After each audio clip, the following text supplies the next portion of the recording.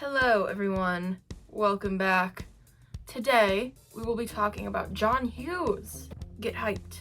Specifically, we will be discussing two Hughes films and how they demonstrate his stylistic techniques. And we all know he has a lot of those.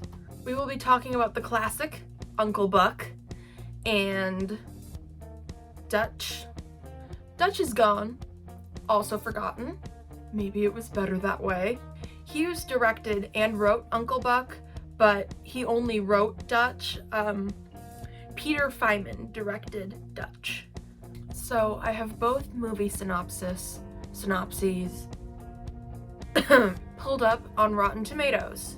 When Cindy and her husband Bob have to leave town for a family emergency, there's only one person available to babysit for their 3 kids. Bob's lazy, carefree brother Buck. While he immediately gets along with the 2 younger children, Buck must change his bachelor lifestyle if he wants to be a responsible caregiver for the angst-filled teenager Tia. Now here's Dutch. Working man Dutch is dating the divorced Natalie, and he offers to drive her stuffy 13-year-old Doyle from his private school in Atlanta to his mother's home in Chicago for Thanksgiving. Doyle is not interested as he blames Natalie for the divorce and wants nothing to do with Mom's new boyfriend, especially given the man's lowly working-class roots. The pairing makes for a journey filled with bickering, mishaps, and eventually bonding. The first stylistic technique we'll be talking about is comedic violence. And you might be wondering, what is comedic violence? I could define it for you, but the following videos of my cousin and uncle summarize it better than I ever could. So comfy. Oh! Oh! Ouch! Those were some brutal examples of comedic violence. It's a stylistic technique commonly used by John Hughes, which contributes to why he's an auteur. The Encyclopedia of Literary and Cultural Theory defines auteur theory as a critical model used in film studies and criticism that locates the director as the author of a film and emphasizes a definition of cinema as a product of the director's personal singular vision. So for John Hughes, the incorporation of comedic violence is one of those Unique elements that his films are characterized by. Hughes incorporated comedic violence into Uncle Buck and Dutch. And these aren't the only films that have had comedic violence. We all know Home Alone. There were some shockingly violent scenes in Curly Sue. The list goes on. Comedic violence could mean getting beat up by a kid who knows karate, shooting somebody with a BB gun, pelting a scuzzy guy with golf balls, or a bowling ball to the head. I guess John Candy demonstrated it well enough. I shouldn't make an example out of myself. Next up, we will be talking about sexuality. This is a stylistic technique that Hughes is known for, as he often writes about characters who are faced with the perils of adolescence. The incorporation of sexuality in Dutch was, however, a little bit shocking for me personally. First of all, Dutch gets the 13-year-old Doyle some dirty playing cards, which seemed inappropriate. Then the 2 of them get a ride with 2 call girls.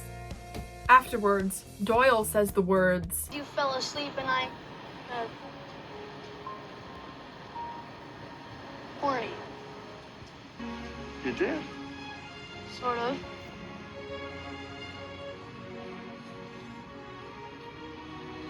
Congratulations. that is a child. This is not a film review, but if you couldn't tell, I did not like Dutch.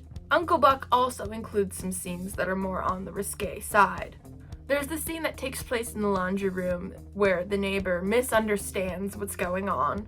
Then, of course, we get a glimpse into Tia and Bug's relationship, where he's trying to force her to do things that she is not ready to do, if you catch my drift. There's a movie review called Uncle Buck, John Hughes' Valentine to Teenhood by Chris Willman. He makes some very interesting points He says, "The overriding philosophy of most of the Hughes canon is simple. Kids are good, grown-ups aren't. But there's little more to it than that. Grown-ups can be good if they act like kids, hence the spontaneous charm of Uncle Buck." We see both Uncle Buck and Dutch act childish to try and gain the trust of kids who are acting more mature. He also writes, "Kids can be bad if they act like adults," hence the intentional villainy of his niece, Tia. So a common theme we're seeing is that adults are encouraged to act like kids, but kids aren't encouraged to act like adults. And I thought that was interesting that this approach applied to both Uncle Buck and Dutch. Thirdly, we will talk about the class struggle.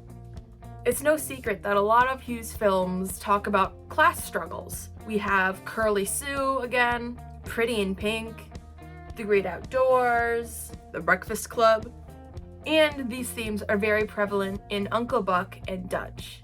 Both Buck and Dutch are looked down upon because of their class.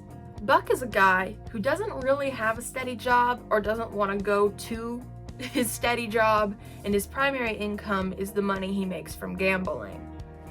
Dutch gets eviscerated by Doyle because Doyle thinks he's poor because he works. Lastly, but certainly not least, we will talk about location. Hughes movies are known for being set in Chicago. I mean, immediately I think of Home Alone, Planes, Trains, and Automobiles. In The Great Outdoors, they are traveling from Chicago to Wisconsin. Even if the film is not set in Chicago, they are usually traveling from somewhere to Chicago. Uncle Buck is set in Chicago. In Dutch, the characters are traveling from Atlanta to Chicago. These are just a few of the stylistic techniques that make Hughes films, though some of them may be a little bit shocking. Overall, these are telltale signs of Hughes films, which are still widely enjoyed today. If you want to see more content like this, subscribe.